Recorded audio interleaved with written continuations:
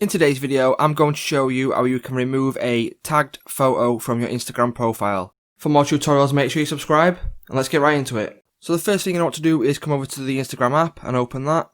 And then once you've opened that, we're going to go to my profile here, and I will go ahead and show you that someone's tagged me in a photo. So go over to this little section here, and click on that. And as you can see, someone's gone ahead and tagged me in a photo.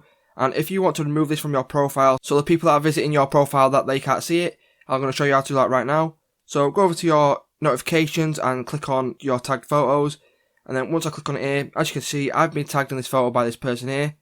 So what you're going to want to go ahead and do is click on the name, and once you've clicked on the name, there's going to be a section here from iProfile, and then go ahead and click on that. And then once you've done that, go ahead and go back over to your profile. So go back and then go over to your profile,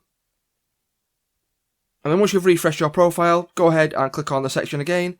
And as you can see, there's no photos here on my tagged photos section. So you will still be tagged in the photo, but the people that are visiting your profile will not be able to see that you are tagged in that photo. So if this video did help you, please remember to leave a like, comment, subscribe, and I'll see you in the next one.